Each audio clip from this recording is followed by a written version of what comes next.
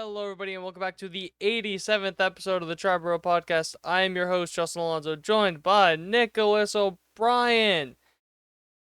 How are we doing? I'm doing good. I'm chilling. The baseball on my TV, for the most part, besides the franchises that refuse to stream their games. I'm looking at you, The, twins. it's brutal that it is 2025. Forget about StatCast, because that's a whole nother thing. The fact that not every major league team has at least video of, their spring training games is horrible. It could Again, even be StatCast something. is another thing, but at least have video. It could even be something about like how MLB. I know they do sometime where like you could literally just watch the game and turn the announcers off. At least that. Right. I just wanna watch. I don't care. I Because don't care after about the the. 5th inning, I don't I care anymore, really but, don't care. I just want baseball, I just wanna watch it. I just want to Again, watch Dom Smith hit absolute moonshots because apparently he's doing that. exactly. But If you don't have StatCast, at least have video. And if you don't have yeah, video, at least have StatCast. But it's ridiculous. whatever. Horrible. Um, Ridiculous.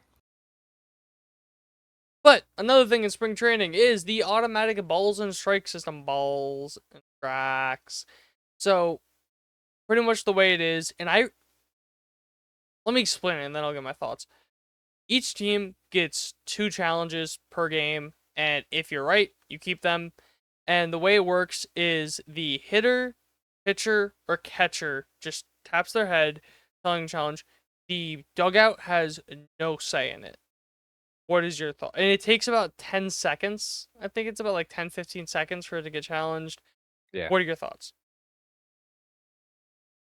Uh, Let me start with I like the fact that the dugout doesn't have any part in it, because I think it's I love it's that's my very favorite tough. part. That's my favorite Yeah, part. to be call a manager watching from the dugout.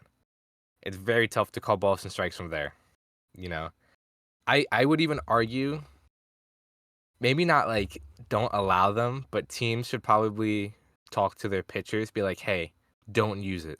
Like only catchers and hitters, because I don't know if you saw Scherzer got fooled. I think Kirk was Kirk, yeah. catching, and I also think he that's Frank just Scherzer being a grandpa, but maybe. Yeah, maybe just you know, old whining head, as yeah. usual. But I like the fact that dugout stays out of it, but I would argue that pitchers shouldn't be allowed to either because A, I they might agree. be a little biased, and B, they don't have the best view. I think the only unbiased person there is the catcher, just because they know what I guess. it is.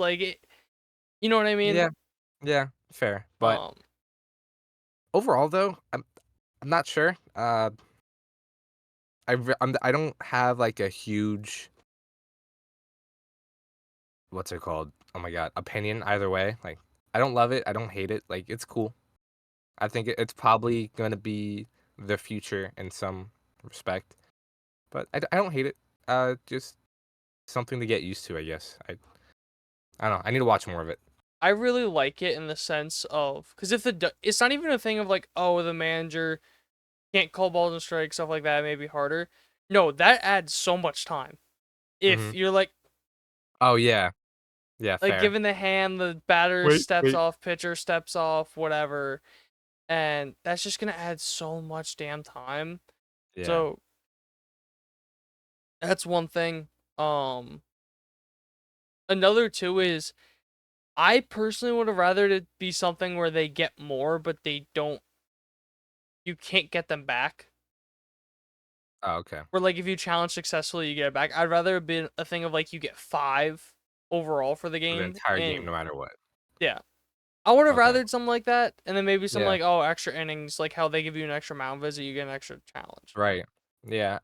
That's fair. I think obviously I haven't watched many AAA games, so I don't know how much it's truly used.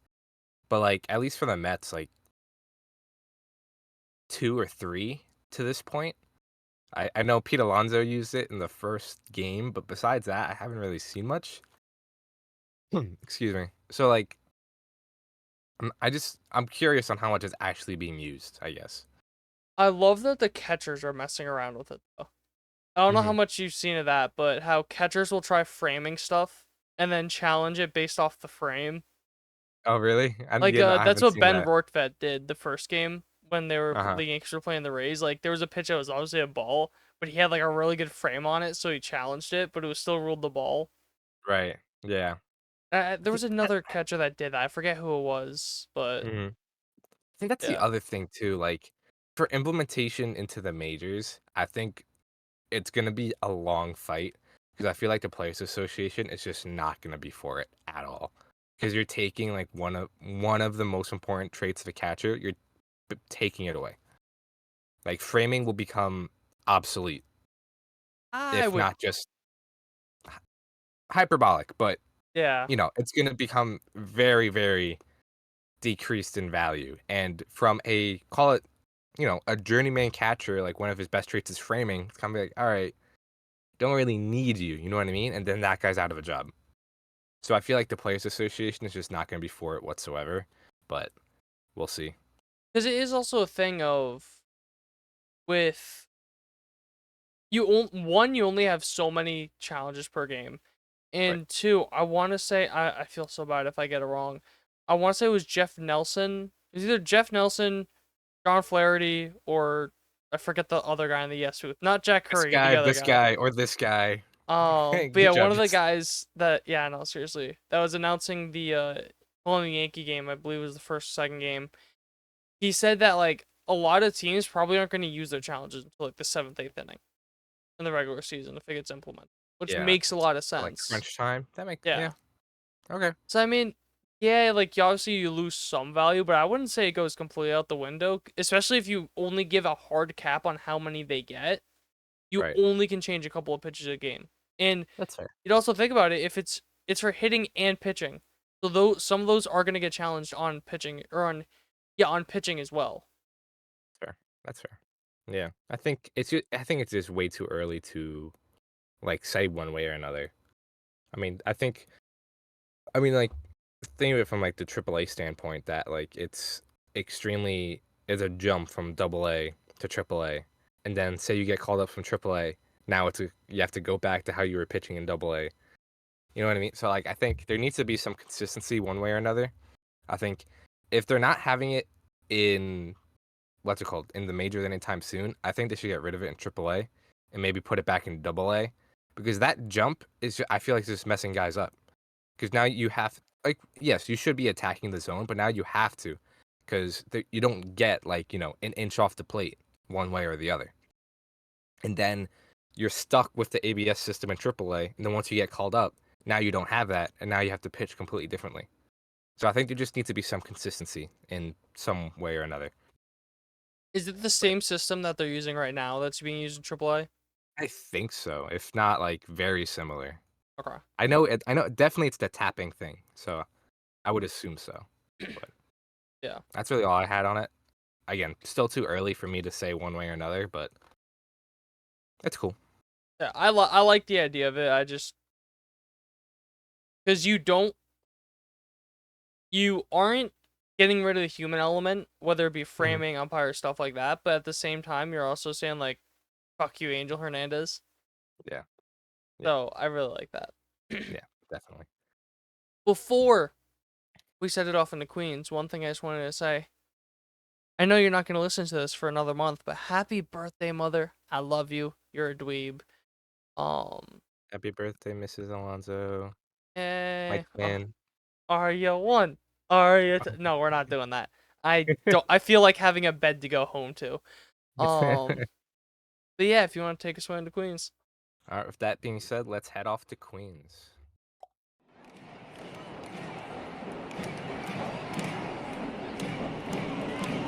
It's out of here! And the Mets win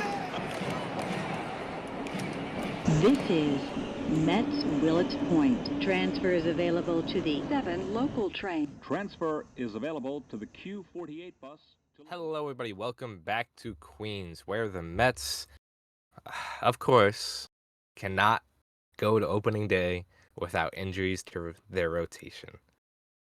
Justin, When do you think the last time the Mets broke spring training with a fully healthy rotation? 2003. Probably, because I don't know. I mean, you go all the way back to, you know, uh, well, let's go year by year. Why don't we? This year, we'll get into it. Last year was Senga. The year before that was DeGrom. The year before that, who was 2021? Someone got hurt. I think it was Syndergaard. I think Syndergaard was 21. 2020 was fucking weird. 2019. Who else? I forget. But regardless, it's brutal. Um, Injuries always just find the Mets, especially when it comes to rotation. The injury goblin has claimed another victim. But before we get into the pitching injuries, some quick injury notes with some of the, I guess, rehabbing-ish players. Paul Blackburn, who was, rehabbing from his spinal fluid leak and then surgery, he pitched an inning on Wednesday. So he's pitching in live games, which I was a little shocked to hear. But it sounds like he's on the right track for opening day. I'm not sure how much he'll be stretched out, but it looks like he'll be ready for opening day at the very least. That's going to be very helpful.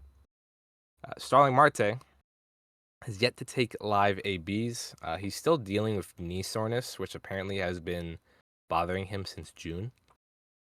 But this is what you get with, 36, 37-year-old Starling Marte. 36-year-old Starling Marte. So, yeah, not sure what to think of that. It is early. It's not even March, so I'm not going to, throw my hands up and cry.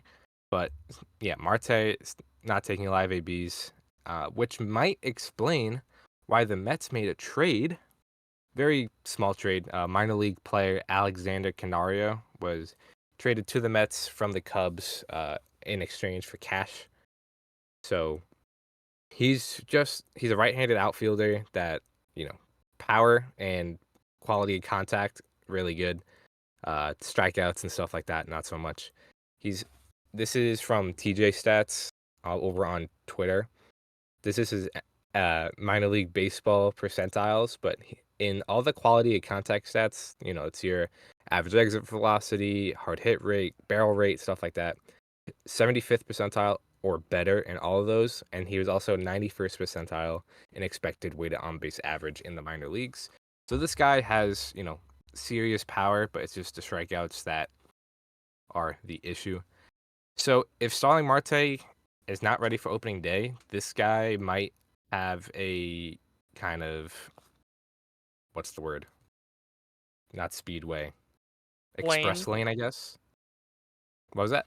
Lane, but no, I get what you Lane, I mean. guess? You mean Yeah. more. But yeah, he might be the first guy to replace Starling Marte, given that he's an outfielder. He's the He's fast right. pass. Right, sure. Yeah, that works. He has the Getting- Disney Fast Pass Cutting everyone in the- fucking line because you're a Nepo the right-handed baby. DH spot. And he can also actually play the outfield. So that's also a bump for Starling Marte. But that's really all I got for the injury notes, the small ones. And now we'll get into the big ones. So this is a little dated at this point, but it was hard to squeeze it in between everything. But we'll quickly touch on Frankie Montas. I think he was hurt early last week.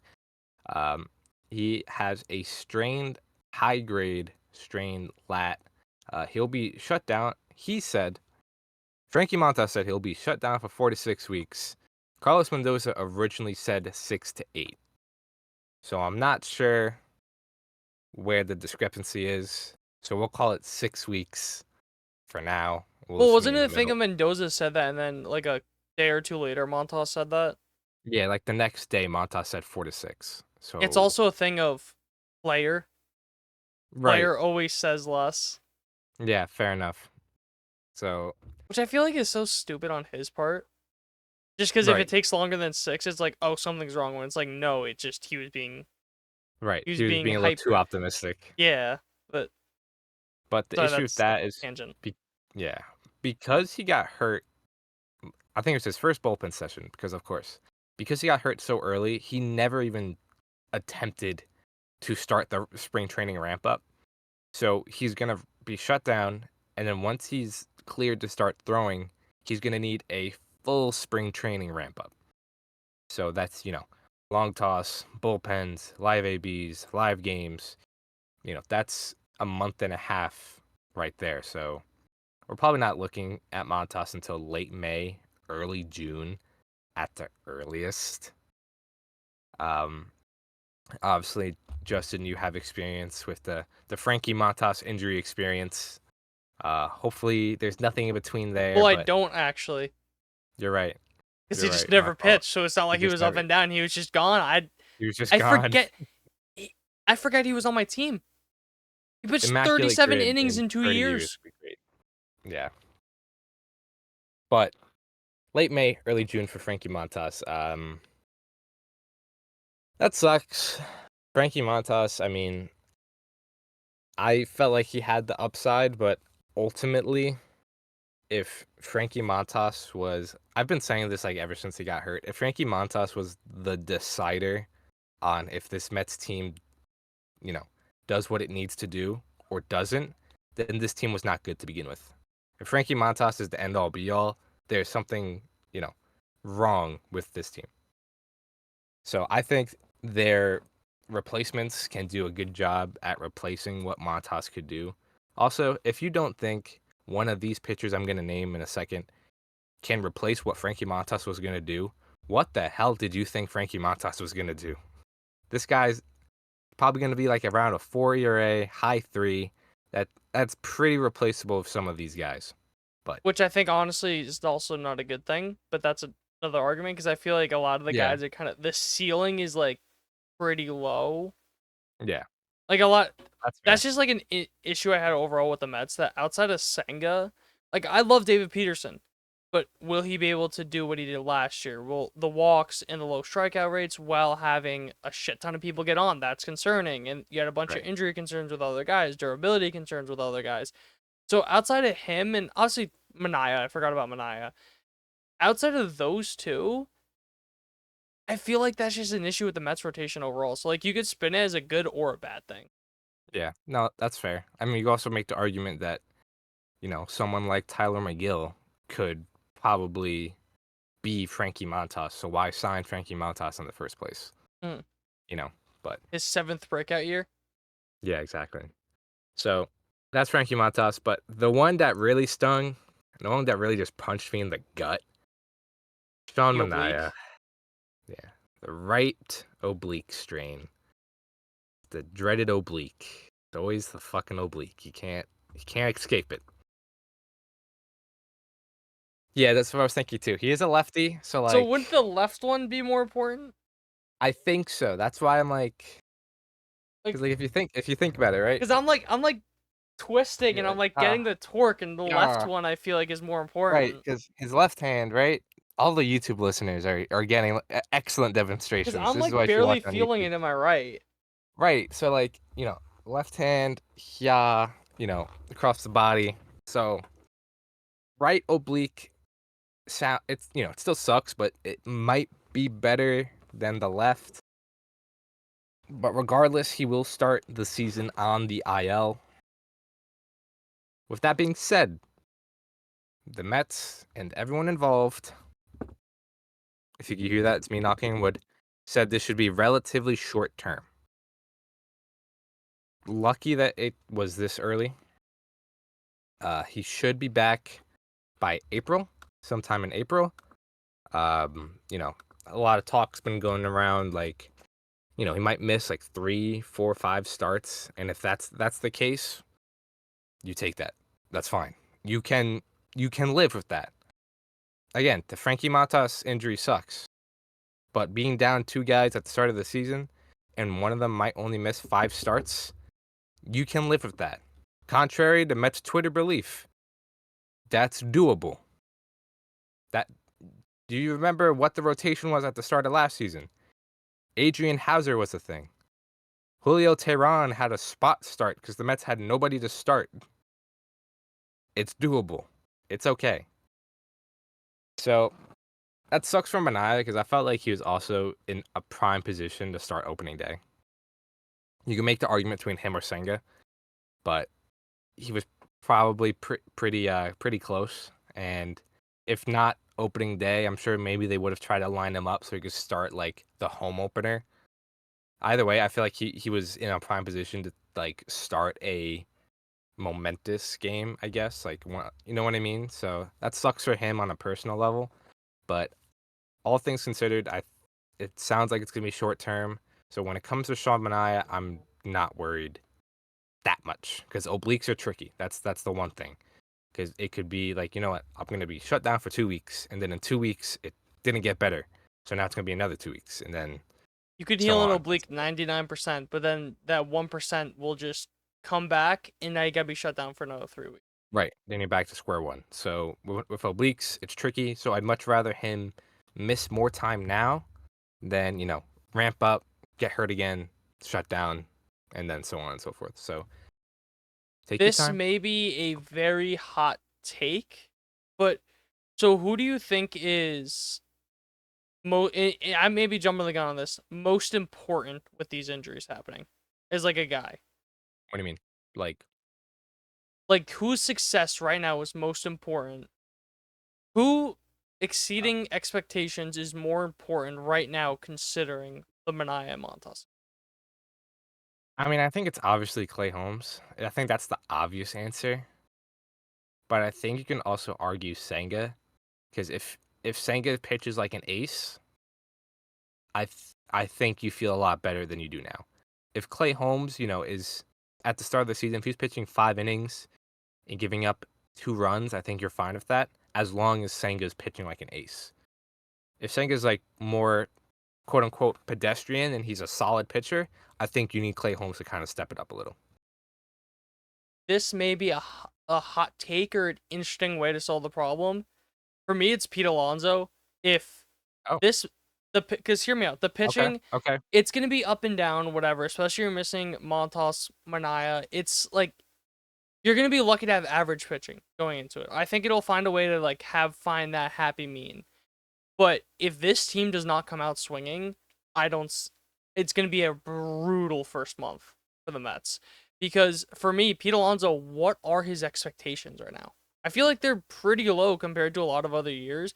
Soto, he's gonna hit. Lindor, he's gonna hit. Vientos, for me, it was between Vientos and Alonso.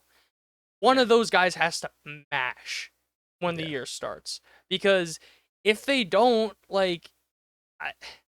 Lindor, Soto are awesome, but how much are you saw that with the Yankees that time where it was Judge and Soto, and not a knock on Lindor, but he's not Judge offensively.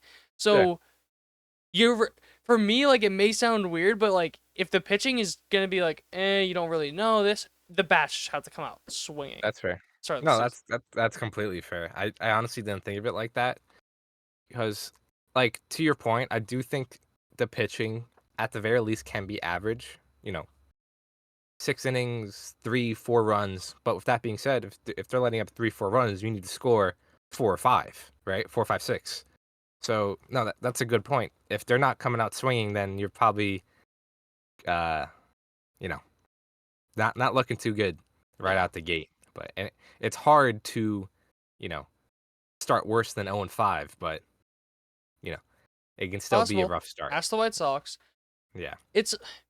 Where do you think the Mets, and I'm taking this into a different direction, would have to be offensive wise, like rank wise, and let's just call it WRC plus, to be a good team when the month of April is done, or have a good record by the month of April after it?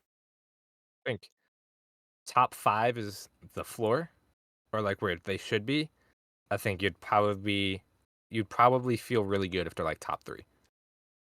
I need them to be at least 5. If Yeah. you have all these injuries to the starting rotation, you need them to at least be 5 to have an over 500 record. And I don't After think May, that's a hard April. ask either.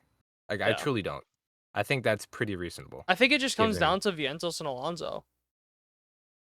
Like, those are like the It's two also like the guys guys that, at the bottom of the lineup. which is know? fair.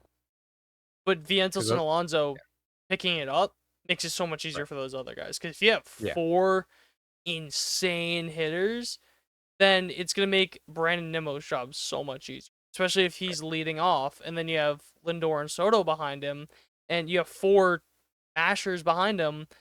It's going to make his job so much easier. He's going to get, Yeah. like, every single pitch imaginable to hit, so. For sure, definitely. But going back to the rotation, with those 2 injuries, obviously now you got to fill those 2 spots. So right now, the prime candidates are Paul Blackburn and Griffin Canning. I don't say Tyler McGill just because he does have an option. So I want to say they still want to do a 6-man rotation. They haven't really leaned one way or the other. An interesting point, I think it was, who wrote? By Will Salmon on The Athletic. This is from his article talking about the Sean Manaea injury. He said, New York has 3 days off in the first 15 days of the season, meaning the team won't need to use a 5th starter until April 8th or a 6th starter until April 16th. So that's the 11th game or the 18th game. So they can, make do without a 5-man rotation until like the 10th game.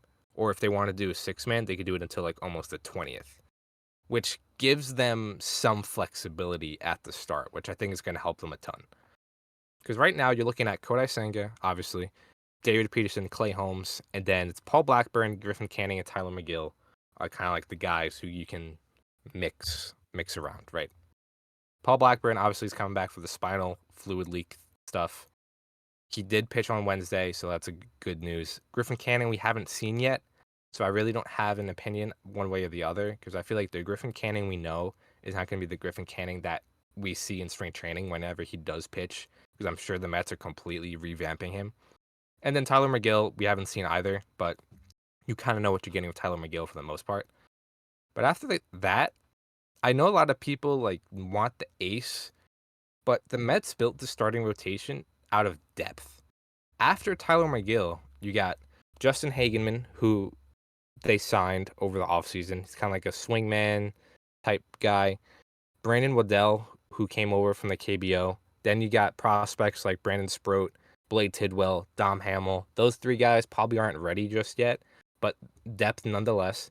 And then you got guys like Max Kranick, who is more of a like long relief role, but a lot of his stuff has graded out exceptionally well early on in spring training. So he could be kind of like a piggyback option on, a Clay Holmes if he only goes 4 innings. And then, you do Max Kranick or Justin Hagenman for 2-3 innings, something like that. But the Mets built this rotation on depth, and that's the reason why an external addition is not likely. Justin, where do you stand on that, at least? I was just going to say nothing on Jose Urena. I forgot about him. They signed, yeah, that happened they signed him literally this less morning. than an hour ago, yeah. You're right. They did sign Jose Urena to a minor league deal, so you could probably bump him up above the prospects. 3.8 ERA last year in that swingman role for the Rangers. Right. So again, I think that's where the Mets are going to go. They're not going to sign, a Jose Quintana because that's a guaranteed contract. You cannot get him on a minor league deal unless something went horribly wrong.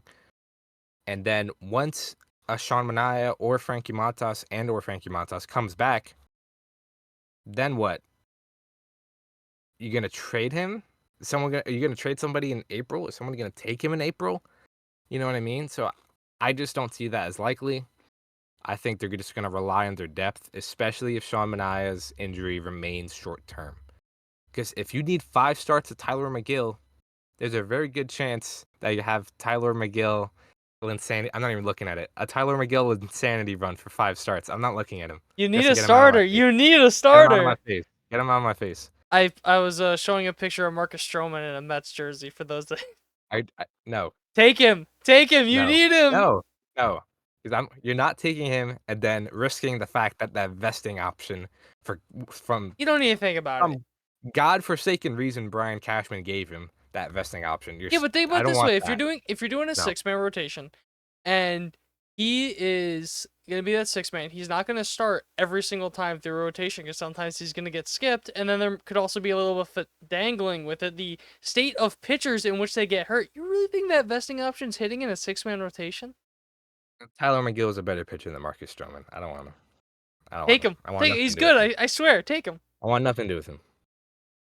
So, to my point. Well, he told me he wants nothing to do with you. So. Good. It gives him no flexibility.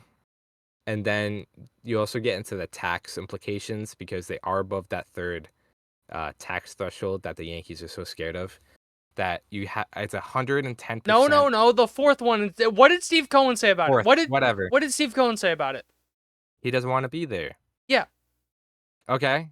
But guess what? He is. Because he's not so a are the pussy. Yankees. They're above the fourth? Yes. They're a couple million over the fourth. So sign a fucking third baseman. Why are you whining? Yes! Whatever. Anyways. It's 110% on every dollar, right?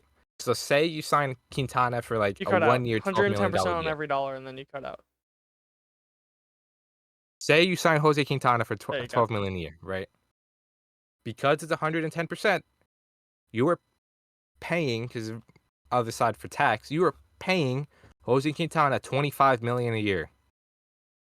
I am not paying Jose Quintana $25 million a year. But I thought Steve Cohen had unlimited money. It doesn't mean he needs to fucking spend it. It's ridiculous. And look, I love Jose Quintana. He was excellent down the stretch for the Mets. But in the same breath, I do think that Tyler McGill is probably better than him. Paul Blackburn is just a right-handed Jose Quintana. And then Griffin Canning, we'll see. So, that being said, external additions to the rotation, I don't think are happening.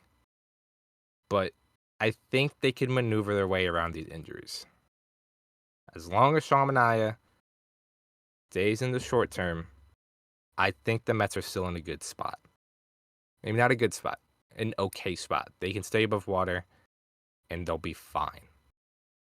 I'm truly interested to see Tyler McGill and Griffin Canning in spring training to see how they're being deployed. But besides that, Justin, you got anything else on the rotation before we move on?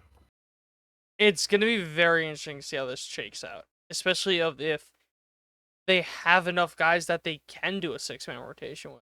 I think that's going to be the most. Can you get a passable 5 and 6 starter? Because if you can't get a passable 5 starter, no way in hell they do a 6-man. Yeah. Because if you have two spots that are a liability and you're taking away starts from Senga, no. Yeah. Because as of right now, the 6-man rotation is everybody on the depth chart before you get to prospects and stuff like that. It's the last three are Paul Blackburn, Griffin Canning, and Tyler McGill. So could they do 6-man? Absolutely. Will it be viable? Remains to be seen. But moving on from that, another injury, of course. More so with the utility infielder spot. Nick Madrigal dislocated and fractured his shoulder in the first inning of his spring training. How do you do both? That sucks. That really sucks for him, but he's going to be out for a quote-unquote long time. So Nick Madrigal, not even going to talk about him. Viking funeral. He doesn't deserve a Viking funeral. Thank you for your time as a Met. You'll never be forgotten. Let me preface this by saying Jose Iglesias is not coming back. I don't see it. Even with the Madrigal injury, still don't think it's viable. Just doesn't make sense from a lot of the other reasons I listed when we talked about him last week. Or the week before that. So now you got Luis Angel Acuna, Brett Beatty, Jared Young, and then a guy I had no idea was a non-roster invite, some man by the name of Donovan Walton. He is a left-handed, utility infielder type. He's been playing a lot of spring training games, so definitely showcasing himself, but he hasn't really done much from the major league level. Wow. He really hasn't done much major league level. He has never had a weighted runs created plus above 71 in his major league career. Yeah. So, and so far he's hitting 167 in spring training. So, we'll see. But I truly think, and this I don't know if this is a hot take. Maybe it's not even like the correct take. I truly think this is Brett Beatty's spot to lose. Now that Nick Madrigal is hurt, I think the only thing that's holding Beatty back is the fact that he may or may not be able to play all the positions that you need him to. I was gonna say the only thing that may hold Brett Beatty back is Brett Beatty. Is Brett Beatty, which is a very fair point. But Joseph, I want to get your opinion on this. You know, a big thing when it comes to utility infielder spot is that the Mets don't have a backup shortstop unless it's a Luis Angel Acuna. Given that Francisco Lindor is your shortstop, do you think you need a backup shortstop on the roster? Not on the roster, Mm-hmm. because I feel like with Francisco Lindor, if he's hurt so badly, he's going on the IL. Mm-hmm. So you just toss him on the IL. That being said, yeah, he's gonna play 162 because that's the type of guy Francisco Lindor is. But I think the back's fine, right? There's been no talk about the back. For all intents and purposes, yes. Okay.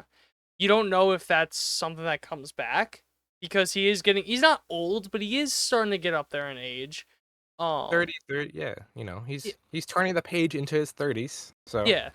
So it could be something that lingers year to year because we always say like you're healthy until you're not. You don't have a back problem until you do. you do. So we don't know if that's the start of something that could carry through his career or if it was just a 1-year thing.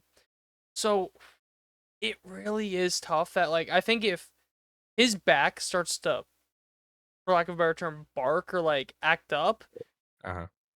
then you gotta have a backup shortstop.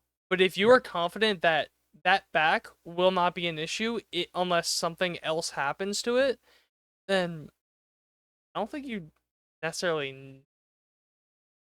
Yeah, no, Justin, to your point, unless Francisco Lindor is hurt, God forbid, no one else is playing shortstop. You know, like you're not making a defensive replacement for Francisco Lindor. Like that's not happening. So I think the need for a backup shortstop is a little overblown at the moment. Same goes for first base. Because I feel like you got Lindor, shortstop, Pete at first base. Those guys are playing 162 games, you know, over their dead body, right? Like, I don't think you need a backup shortstop. I would argue you don't need another backup first baseman because technically you got Mark Vientos who could play first base if you really need to, which makes it easier for Brett Beatty to slide over to third base. So if Brett Beatty could play a competent second base, this is Brett Beatty's spot to lose. I know he's been taking reps and all that, but he's yet to play a live game at second base. But again, if Brett Beatty can play a competent average second base, even if it's a little below average, this is Brett Beatty's spot to lose. I don't know, Justin, where do you stand on that? That's the thing. Is he going to be competent? That's the whole question. Obviously, right? I think the other thing too is he's a lefty. Right now, the Mets bench, you know, obviously you got the Marte Winker platoon, but for all intents and purposes, this bench is all right-handed. Tyrone Taylor, Starling Marte, Luis Torrens, and whoever the hell they have at the last spot. Yeah. Fangraphs has Acuna right now. So, right now, this bench is all right-handed. Brett Beatty's a lefty. That's another thing that's in his court that helps him out. Maybe the only sport. True. But, again, Brett, don't get it twisted. Brett Beatty, this is going to sound really harsh. Brett Beatty does not deserve another starting chance. He's had 3 of them. He's never run away with it. You know, like Mark Vientos. It's to the point where you just got to, I think. But does he get 4? I don't think so. But as a utility infielder, I can see it. And he's having a solid spring so far. So am I drinking the Kool-Aid a little bit? Absolutely. Because I also just need Brett Beatty to be good. Especially since he took number 7. So far in spring training, 3 games, 8 plate appearances. So take it for what you will. I can't. These numbers are just silly. There's no point. But he's hitting 1 home run. He's hit 1 home run. He's hitting .625. Whatever. He's hit a home run. He looked good. He's changed his swing. He's following through with both hands instead of letting go of the one. So he's made some changes, right? I don't know. At the end of the day, I think this is Brett Beatty's spot to lose. I'm just going to be talking in circles. So I don't know if you have anything else on the utility infielder spot before I get some like quick positive notes. Guy that crushes the minors is hitting well in spring training. I, for one, know. am shocked. I know. But his swing's different. It's going to be different this time. I swear. Nick, do you know how an abusive I relationship swear. works? I swear. Anyways. So that's that. So some positive notes. Nick's Justin, cover admitting your he's ears. in an abusive relationship. That's that. I can change him, but some positive notes. Where on the doll did Brett Beatty hurt you? Yankees fans, cover your ears. Yankees fans, I don't know why you're listening to Queens anyways, but Juan Soto. The number his 2 first athlete in New York? at-bat. I know. That was Juan such the Soto. biggest clickbait of all time, but Oh, 100%. Come on.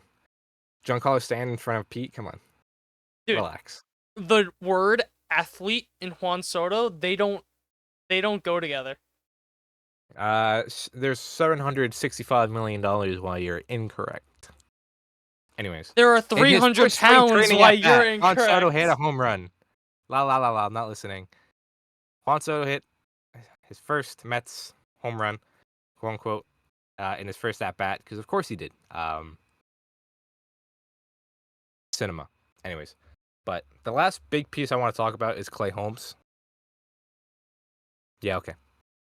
Not doctored. Real photo. Right, yes. Yes, real photo. Juan Soto is that fat. That's a But- clip. That's a clip. Out of context. Nick called Soto fat. Clay Holmes. First spring training start. He's starting again on Thursday.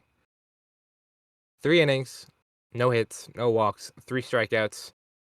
We knew about the changeup. We knew the changeup was going to be a new pitch. But he introduced another. So you got the kick change, which graded out at around 95 stuff plus. Again, this is from TJ Stats. Go check him out over on Twitter. He does a lot of good stuff. It's where we get a lot of our stuff plus stuff. Get it. A little below average offering there, and then he also threw a cutter, which graded a little above average at 101 stuff plus. So now, Clay Holmes has 6 pitches. You got his sinker, you got his sweeper, you got his changeup, you got his four seam, you got his cutter, and his slider. That is a starting pitcher's pitch mix. And obviously, Justin, I know you could attest to it. Attest to this. When he against lefties was one of his biggest bugaboos. So the changeup and the cutter should both help against that. But yeah, he looked really good. I don't know if you caught any of it, Justin, but any thoughts on Clay Holmes after his first spring training start? You know, it's really important to control 3 pitches. Okay. 6 pitches. More important to control that. No walks in 3 innings. Let that be heard. Let that be seen. Let's make that clear. What, against single A guys that are getting DFA'd in the year? Ben Gamble was in the lineup. It's okay. Yawn. Clay Holmes looked good. Very, very excited to watch him pitch the rest of the way in spring training, see really what we got there, because if this guy's legit, then it makes the rotation a lot more digestible. Again, Clay you Holmes still is have the type of guy that will absolutely shit on bad hitters because his stuff is so crazy, but when it gets to actual hitters, you're like, why should I even swing? We'll see. But Clay Holmes was the last big piece I had. Everything else, I mean, Juan Soto's hitting. Pete Alonso's having a great start to the spring. Brett Beatty's being Brett Beatty in the spring training. A lot of other bullpen options look good. Genesis Cabrera looks good. Reed Garrett got his first inning under his belt. So it's still early in spring training. We're not even a week into games, but a lot to like from Mets camp besides the injuries, of course. Justin, got anything else on the Mets before we hand it off? That being said, Justin, take it away. Clay Holmes sucks. That one is drilled deep to right field. There it goes. See ya. That ball is high. It is far. It is gone. This is 161st Street, Yankee Stadium. Transfer is available to the B and D train. Hello, everybody, and welcome into Bronx. And I'm disappointed in you, Nick, because when you were talking about the Mets injury, you never mentioned our sponsor. This injury report is brought to you by the Triboro MD. Nick, you just lost us millions of dollars. It's spring training for us too, guys. Oh my god. They're not gonna. Nick, you don't. They're ruthless. I know They're ruthless. they are. They will kill us. They will kill everyone we ever loved because we forgot to mention the Triboro MD. Hey, I remembered it. Sorry, My guys. family is safe. We're safe. Don't worry, That's I got on you. me, OG. I got you, Barney. I got you. I got you, Barney. Oh yeah, but the injury update brought to you by Triboro MD. So, Giancarlo Stanton is having one of the weirdest things ever because we have no idea what's going on. I'm not going to make jokes because there's a very realistic chance that there's something very personal going on because Boone will not elaborate why he's in New York. I think someone else said he is getting testing, but there also is other stuff going on. So, yeah, with the tennis elbow, that's obviously something that's very annoying, and the only way to fix it is rest, recovery, and a little bit of physical therapy. So he doesn't need to be in spring training for that. He could do that wherever. So if he is dealing with personal issues, it's not like he's also not rehabbing. So hopefully whatever those personal issues do get resolved, because he obviously is a very important part of this lineup. And we'll kind of talk later on who's going to fill in that DH spot, just because God knows who's going to fill it in. But Scott Efros, That sucks. dude, he's just... That really sucks.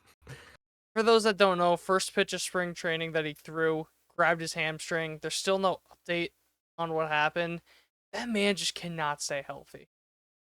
Whether it be the Tommy Johns, the just not coming back like 100% last year, so he never really pitched. And they also trade, and then the Cubs were able to trade Hayden Wesneski to Houston as a main part of the Kyle Tucker. And I even said in the moment, I did not want to trade Hayden Wesneski. Yeah. I said his stuff was so, like, his slider is one of the most disgusting sliders I've seen in my entire life. Yeah. Just with how he's wipeout definitely it is. funky. Yeah. Is he? No, he's a righty. It was Waldachuk. That was the lefty. Oh, yeah. No, I definitely... Sucks for Scott Efros. I don't think he was going to make the team anyways. Yeah. So this He definitely had like an outside shot, I feel. So I think the Yankees like this because they could just toss him on the IL, and it's just like... Oh, no, Scott, what are you going to do? I would be shocked if he's not put on the IL. Oh, yeah. I don't know about you, but... Yeah, I mean, they have time for that, obviously, unless it's like they know it's going to be like a long-term thing. We'll call it a You know what I mean? hamstring strain, and it looked like a relatively severe one, so call it he's shut down for 3 weeks. If he's shut down for 3 weeks, then he's going on the IL. Yeah, 3 weeks is like a week before the season starts. Yeah. So. Then the last two injuries, Clark Schmidt is expected to face live hitters this weekend. I didn't know he was that quick on the timeline. Yeah. I thought it was going to be a lot longer, so that's obviously great to see that Clark's back, because please, for the love of God, I do not want Marcus Stroman in this rotation. I think right now Mark Stroman is your 7 starter, but I'll also get into that very soon. Jay Cousins is expected to start throwing soon, so he should be good by opening day. I think it really is going to be interesting because we talked about him and Ian Hamilton being a little bit too similar to each other. Yeah. So, kind of see who gets that starting spot in the bullpen is going to be very interesting. For Especially sure. because there's another guy that I will be talking about that is very much so impressed in camp so far. Or actually 2 guys that are very much so impressed in camp so far for relievers. But before we get into anything with the Yankees, I find it so hysterical that the Cardinals sent Nolan Arenado on a 3-hour road trip. I know. It was such a nothing story, personally. I think it was like guy just wants to get at bats. Like what you think that Nolan Arenado traveling to play in front of the Yankees is like a tryout because I think the who played Cardinals a are I think the Cardinals are so unimaginably desperate to trade him that they're trying anything they can to do. I'm not saying That's that it's fair. I'm not saying it's That's going to fair. work. I'm just saying the Yeah. Cardinals are like, "Please just take him. Look at him. Just Look, take him. He's here. look, Take him." it's former MVP candidate Nolan Arenado. Like Look at him. I'm not saying they're like, "Oh, that." I just think it's a desperate move for them in the Yeah, sense no, of that's fair. not that it's In going to that work. sense, that makes They're just like, sense. "Please." Somebody take him. Because when have you ever heard of a veteran doing a 3-hour road trip this early in spring training? Yeah, You know what? Especially one of Nolan Arenado's caliber. right. So, but this was the stat that I was telling you I wanted to fact check because it's so ridiculous. Did you know that Anthony Volpe had a higher average exit velocity last year than Nolan Arenado? No shot. By a good bit, too. 87.7 for Volpe, 86.3 for Arenado. So about a mile and a half. That's awful. But it's also a thing of If Nolan Anthony Volpe's Arenado, better at you than anything, that's bad. yeah. But it's also another thing too of Nolan Arenado. Surely, like when he runs into a ball, he'll crush it too, right? Anthony Go for it. Volpe had a higher max exit velocity as well. What Fun fact: happened to the sport I love? in Anthony Volpe's 2 seasons, his max exit velocity is 108.7 in both. It's both the same. Yeah. Man, he's got no power. Um. Skinny ass. Yeah. Yeah. You should talk. It's okay. Diabetic I love you, ass. Volpe. Not really. No. I like Yeah. you, How's Volpe. How's Brett Beatty doing? Good. Um. He had a home run off of Hayden Wineski. So fuck you. Good. Good. Fuck you. Good. I don't want him to be good on the Astros. I want the Astros to struggle. Good. No, yeah, but I think that says all you need to know. Yes. That That's says more than any other stat could.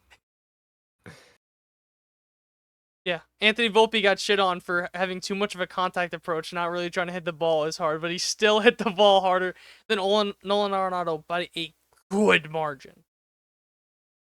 Because like at least with Paul Goldschmidt, you could say, yeah, Brutal. he still hits ball hard. Right. You know what I mean? Nolan Arenado, you cannot say that. Now, if Nolan Arenado's a defensive replacement at this point.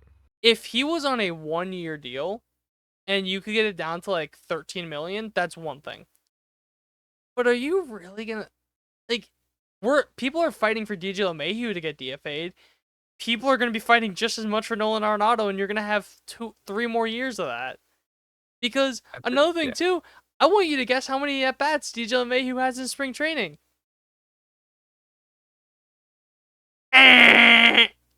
Goose egg. Ding ding ding. Well, if he's getting blown away by high A pitchers, That weren't even invited to spring training. They were in the minor league spring I think training. it's a little over. And it's going to be one of those things that Nolan Arenado is going to be the new DJ LeMahieu. Oh, absolutely. They are the same player.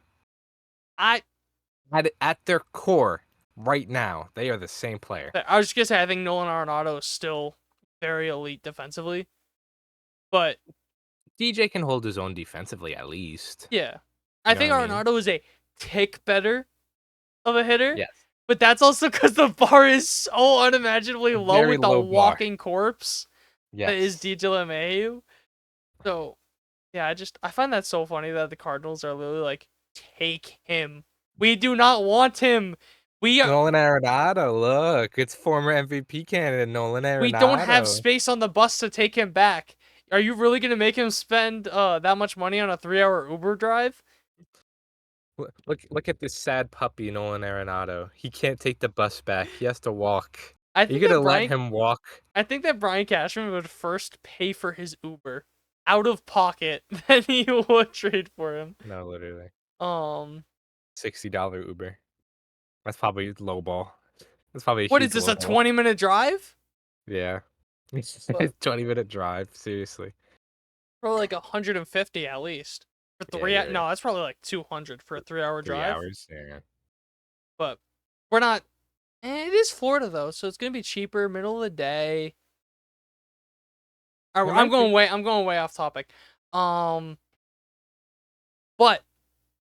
a guy that I think this is the story of spring training so far.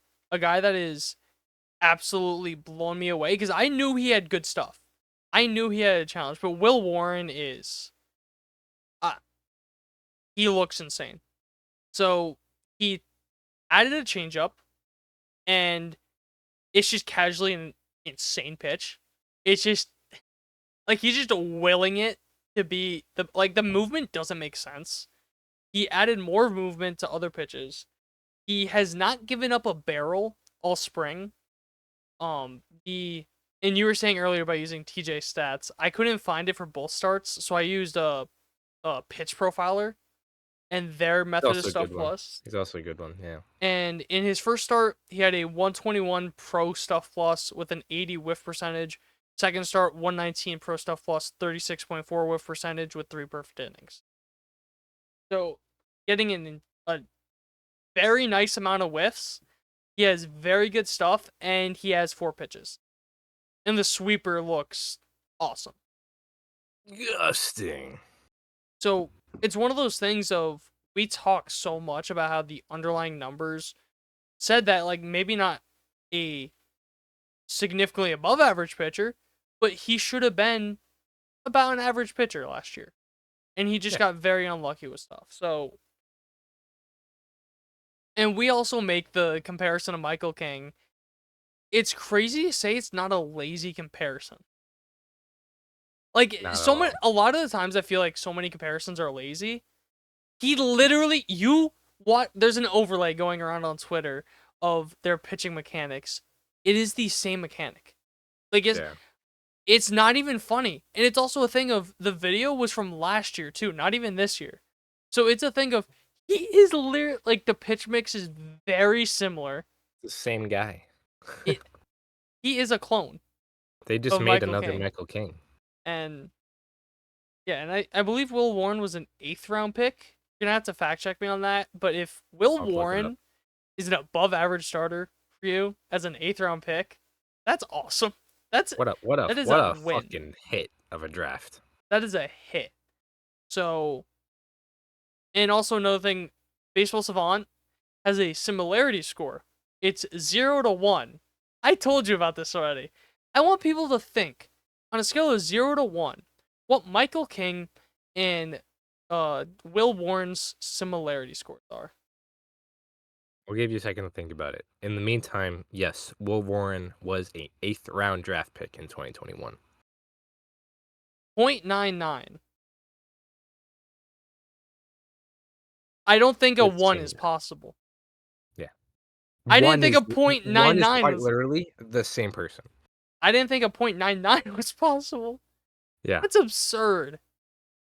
So, that is a thing.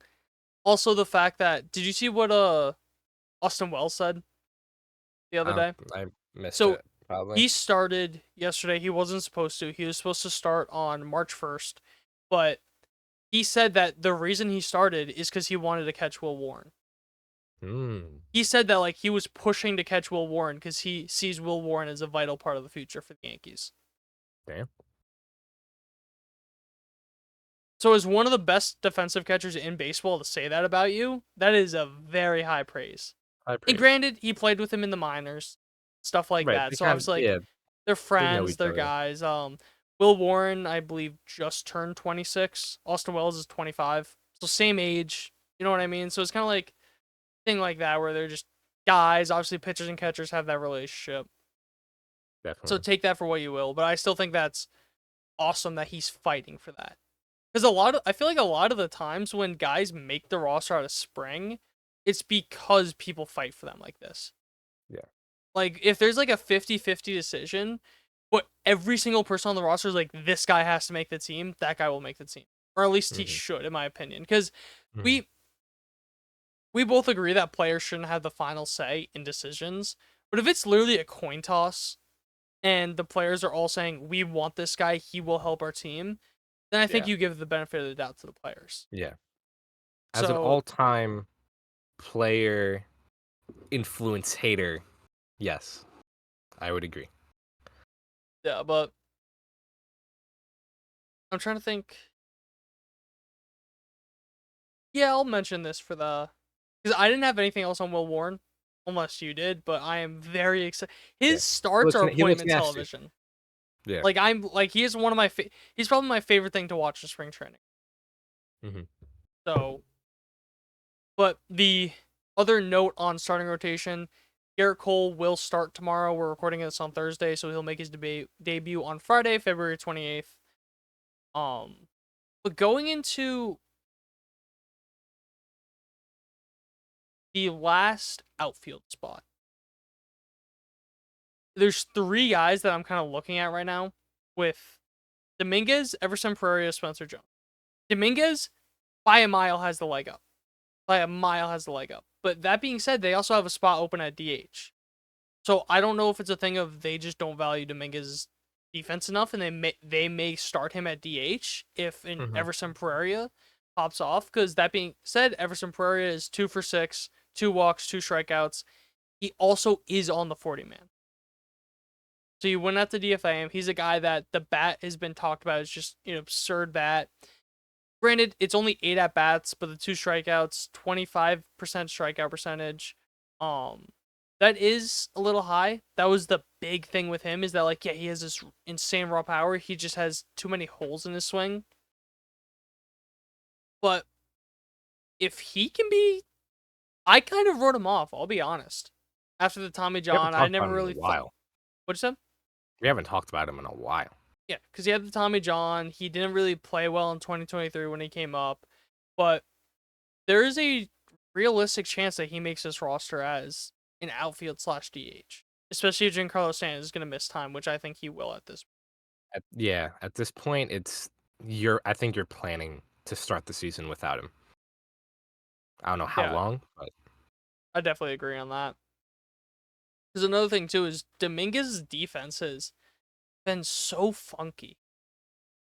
Because yeah. I've said it before and I'll say it again. I don't know how you could have made it through the minor leagues into the major leagues if as an outfielder if you're this bad defensive. Really quick, we got an update on Scott Efros right Okay. now. Brian Hoke said grade 2 hamstring strain. Boone said it's quote unquote it's gonna take some time, so he's gonna be out long term. It sounds Yeah, like. he's definitely gonna be out long term. But I would almost argue that Pereira is, and I'm never gonna pronounce his name right. I just know that is in a roster battle with Ben Rice. Because I think Okay. there's so many things that go into this roster battle. Because if JC Escara, who I'll get into, just lights the world on fire, and Ben Rice is kind of like, middling, something like that, and Pereira is popping off and there's no stand, I could see a world where they both make the roster. Especially if DJ Mhm. Mayhew gets cut. Right. You know what I mean? Over Ben Rice. Yeah. So, but just a touch on Spencer Jones because he is hitting ball far. He went 2 for 4 with a double and a home run.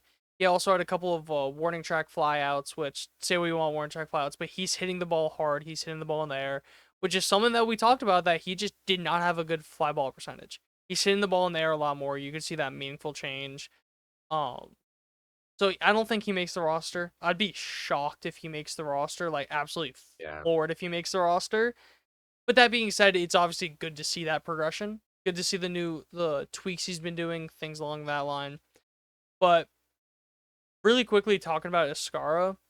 So Brian Hoke had a article where he said, so he was interviewing Aaron Gershenfield, the Yankees. I'm just reading this word for word off the article.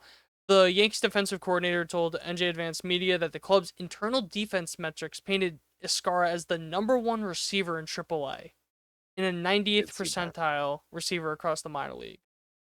The big knock on him was defense. Mm-hmm. They have him in their own metrics as the #1 receiver in AAA. Right. I think that says all you need to say about the defense. Granted, internal metrics they're obviously very subjective, but Yeah. to have someone as the #1, I don't care how subjective that is, that's insane. So, No, that's high praise no matter how you slice it. yeah. And it is small sample size. He has 1 hit and 6 at-bats. He is on the 40-man. So, it's a very interesting roster to see.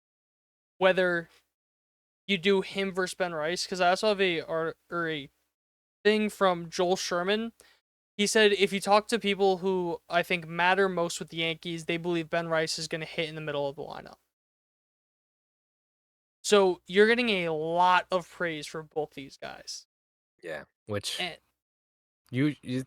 a very Yankee thing. Like I feel like like we saw, not saying like they're gonna be traded, but we saw Caleb Durbin how like they're so good, they're so good, they're so good, and now he's in the Brewers. I think Ben Rice may be a little different though. Escara, Mhm. I could see it, but I really believe they love Ben Rice. Okay. Durbin, I never bought it, but Ben Rice, I think they really, especially Is because he like I'm sure you saw, meaningful? he added 10 pounds of muscle. I did see that. Yes. First off, he didn't add 10 pounds of muscle. Like, some of that's gonna be fat, some of that's gonna be water weight, whatever. But Yeah. and also, there was a little more context. Apparently, it was 10 pounds since he got called up in July, Okay. so it may be a little more realistic. Right. But he also is another guy that had a lot of like those deep flyouts, things like that. So if you're getting a guy that has already known for having that crazy pop, and then you give him more muscle, could be something there. So, and I'd be very interested to see too how that affects him as a catcher if he does win the backup catcher job. How that affects Yeah. like his arm, his throwing arm. Who? Feel like if Who's that that? makes I mean, like Francisco Alvarez is a pretty like stocky yeah. catcher. So like I wonder. He's not stocky though. Ben Rice isn't stocky. He's No, I like know it's a bad comparison because like Ben Rice is like a stick comparatively. maybe like a real Muto. I don't know. Even then, that You doesn't keep feel talking. I'm right. gonna try to find some height and weight comparisons. I'm just trying to think of who else Mhm. could be a good comparison for Ben Rice, like as a catcher, because catchers are typically more stockier. Because like he's Yeah. obviously smaller than Austin Wells. Cal Riley is 6'3", 235. Ben Rice is listed as 6'1", 215. And is that? I'd be curious if that's before or after the weight. It's probably before. Okay. I would bet this is before. All right. So call it 6'1", 225. Right. Yeah. Patrick Bailey is 6', 210. So Patrick Bailey's probably he a good. becomes Patrick Bailey. Yeah, Patrick Bailey's a good height and weight comparison, not player Not comparison. player. Not player. If You're right, Ben 'cause Rice Ben- becomes Patrick Bailey, I feel like you have to whew, trade him. breathe. Anyways, Either him or but Wells. One of those guys got to get traded. You yeah, cannot have both of them. you can't have both. That is You're just. not allowed to have both. That's mean. That's also just a misappropriation of resources. Yeah. Because if Patrick Bailey gets traded, dude, Patrick he Bailey would could be so good. I can't. he would get a I love- ransom. I He love would get Patrick a Bailey. king's ransom right Anyways. now if he got traded. Anyways, But anyways. yeah, that is Whatever. obviously very besides the point. But yeah, it's gonna be a very interesting battle to see who of those three guys makes the roster. For sure. It also Grisham seems to be like fine. He seems to be ready soon. So I think that because I was gonna say if he's hurt, then Pereira, the odds of him getting it goes a lot higher. But yeah, out of those three, it's What do you think happens? Well, I want to say DJ LeMahieu is going to be cut, but I don't. I feel like it would be a little misleading to say it's a definite, because I think there's a chance to keep him for whatever reason. It's not the right decision, but there's a chance. So that leaves, what, 2 spots, call it? Yeah. Right? So I think, yeah, because right now you got Alex Jackson as the backup catcher and then Oswald Peraza as like the backup infielder, I guess. It's tough because if Stan's out, that makes it a little more interesting because then you kind of have like 3 spots ish to fill, kind of, or like 3 spots to battle out. But if Pereira continues this, I think he has a good shot at least just starting DH. I wouldn't be shocked if they do that. I still think Ben Rice probably has a leg up on a lot of guys for like that kind one of those bench spots. But after that, I'm not sure. If I'm being Yeah. honest. And But I think yeah. Go on, keep going. No, I was just gonna say I was just gonna finish off. I think Ben Rice and Pereira probably have like spot 1 and 2. They have the leg up, and then the third spot, if Stan's out long term, is kind of up in the air. Yeah, it's annoying because I want to find Pereira's numbers against lefty. Mm. So it's just you can't find it on Fangraphs Yeah. because it was minor league stuff, and I'm not really gonna put stock into the 20 games he had in 2023. But Yeah. why is this so annoying? But yeah, I can't find that. If you could find that, I would very much so love that. He's gonna be 24 in about a month and a half, so age 24 season, call it. Where they go, who knows, but it'll work its way out. Yeah, definitely. Yeah. I don't think I'm gonna find it. That's annoying, but just a funny. I should have brought this up earlier. I forgot I had it in my notes, but because I was talking about Paul Goldschmidt and, like, hitting the ball. His first spring training at bat, he had a double that had an exit velocity of 104.5. Anthony Rizzo had one baseball hit harder than that during the entirety of 2024. Ugh. So that's just, I saw that and I couldn't not say it because Yeah. Anthony Rizzo and Alex Verdugo, 2 guys that were very important to the Yankees team last year in the World Series, starting in the World Series, do not have a job right now. Yeah, that's Verdugo's so a weird. little shocking. Not to me. weird, but I feel like a team would have Yeah. taken him as a defensive guy at least. Rizzo, I think. yeah, or at least like a minor league deal. Yeah, you I would think at this point with Rizzo, he's got to hang it up. Unfortunately, that might be where it's. Especially if the concussions are that big of an issue, and like, I don't know how much yeah. a grind will, not even for, like, just talent wise, but that's gonna fuck him up for life if the concussions are still like a big issue. I think So he got an interview like within the last week. I think he still wants to play. Like that's certainly not the issue. well, I also saw He's- that he was thinking about, like, it was Was like he? something that, like, he's had to think about because he hasn't been getting a job. Yeah. Ugh, it just sucks. Just give him a 1-day contract with the Cubs. Let him retire a Cub. But yeah, just that's all I. Oh, and no, third base battle. I completely forgot about that. So a quick update on that. Oswald Cabrera is 0 for 6 with a strikeout. Oswald Peraza is 2 for 6 with a walk. Had a couple of nice defensive plays. I'm not really putting stock into 6 at bats. Yeah, it's too early. So the last things I want to talk about is just 2 quick hitters for the bullpen that I'm really watching.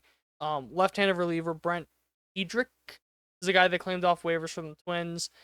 He was more like a slower throwing reliever. I think he averaged about 92.5 on his fastball last year. He's up to 94 on his fastball in spring training. And he touched 96.4. So he added a couple miles an hour to his fastball. I believe, I can't remember if it was fastball or something else, but I know he added more break to a pitch as well. Also being a lefty, would be the second lefty in the Yankees bullpen. So he's a guy definitely to watch. Cam Schlitter? I don't know how to pronounce that. It's funny because Jeff Nelson. Schlittler, yeah. I forget if it was Nelson or Flaherty, but they said on the broadcast, like, I'm happy that, like, I'm not going to have to say that name a lot because that could get you in trouble. Right. Cam Shitter. So, he was I can just see a... the Twitter memes Oh my right God, now. yeah. Like, the broadcaster getting hit in the face with a puck. Fuck! Yeah. I mean, That's... I would the te- also react like that. The team should pay for his, like, the FC, I mean, the all things fine. considered, he looks fine. Like, there was no blood, there was no nothing. Like, he got hit, and that was it. Well, I think But- the team should pay for that fine, but that's completely A off tough topic. SOB. Yeah, so Cameron was a 7th round pick in 2022, not on the 40-man. I didn't realize how big this guy is. I think that having Aaron Judge and Giancarlo Stanton on this team has desensitized me to the The height. big men. Because, like, DJ LeMahieu is 6'4". You know That's what tall. I mean? Like, Yeah, but he doesn't feel that tall because you have Aaron Right. Judge. Yeah. So, and that's why Anthony Volpe looks like a child at 5'11". Well, he is. But oh yeah, also I completely forgot. Jason Dominguez has some stubble. Oh, yeah? He's got stubble. Oh, I can he's see going him. through puberty. Good for him. I could see He him. finally reached it. I could see him growing out a beard. It's gonna be very weird to see a kid having a beard, or like having kid, and he's like our age. He's younger than me, so I could say it. That's crazy. He's like a couple He's months probably- older than you, but he's Yeah, because he's a February like- birthday. Oh, he's February? Yeah. Yeah. So he's older to than me me. by 4 I could months. say he's a kid because he's younger than me. He's got Yeah. 4 months on me. To you, he's sir. But Hey, me, sir. Fuck you. no, yeah, but he's 6'6", 210. And he just doesn't feel 6'6". Yeah. He just turned 24 years old. I think it was like a week or two ago, but this stat by Postparm Volpe. Last year from high A to double A, triple A, 120 innings pitched, 3.36 ERA, 3.6 FIP, 11.5 strikeouts per 9, 0.75 home runs per 9. And then I think my favorite part, 51.2% ground ball rate. Matt Blake, we found you, new guy. We found you. Music to Matt Blake's ears. And he throws a four-seam, curveball, slider, cutter, and just added a splitter. And the splitter looks disgusting. So he's a guy that and you know how like on a lot of like those tweets about like guy stats that they'll have like one or two clips going. Yeah. So like the clip's just been going on repeat since I have the tweet open. Oh my god, this strikeout is disgusting. Like I'm just watching him. The more and more I watch it, Mesmerized. it doesn't make sense. Cause like he's a righty, so he's throwing the ball like this, but the ball cuts like this. Nasty. Yeah, it just doesn't make sense. But again, I watched it again. It's a weird camera angle, but still. Yeah, so him and Hedrick, two guys definitely to watch for the bullpen spots, especially if Scott Efros, because you said the wording was he's gonna be out for a while. Yeah. Yeah, so he's not gonna make the expect opening. long term. He's gonna be out for opening day. Griffin Canning's pitching today. We're so back. Sorry. Don't care. Carlos Rodon is also pitching today. Don't care. Yeah, I don't. But yeah, gonna be very interesting to see how that third base job take him. Take Arenado. Take Arenado. No, but gonna be interesting to see how that pans Nolan out. Arenado, former MVP candidate Nolan Arenado. Look at him. Gonna be very interesting to see how the bench, especially that like fourth outfielder spot, that DH spot, backup catcher, hands out. But yeah, I don't know about you, but I'm already getting tired of spring training. Oh no, I'm so in. I've never been, because of like all the stuff plus stuff that has like been That's like fair. That's fair. overhauled since the last year. I don't think I've ever been so into spring training. Just baseball savant.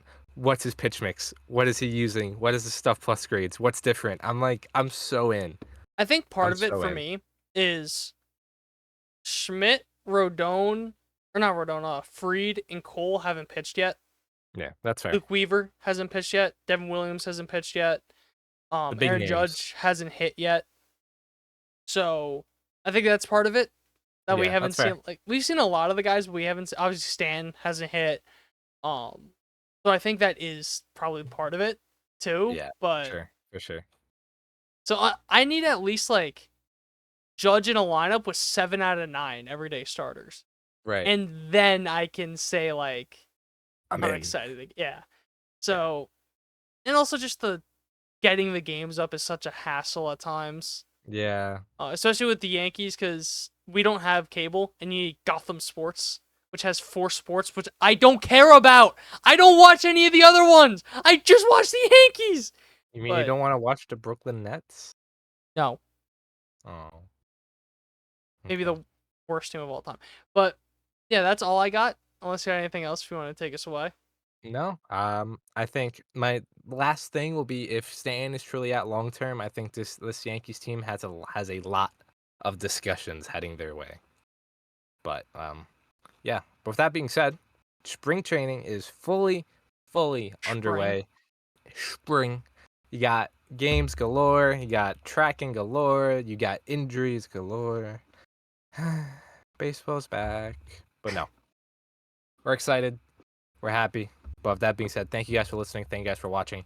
As always, remember to follow all of our social media accounts at Triboro Podcast. Instagram, TikTok, Facebook, Twitter. That's the last one. Subscribe to us on YouTube if you haven't already. If you're listening, remember to follow on Apple Podcasts or Spotify. Leave us a 5-star rating. Lets us know that you're enjoying the show. And yeah, that being said, we'll catch you next time. And I'm about to go see the new episode of Reacher. See ya!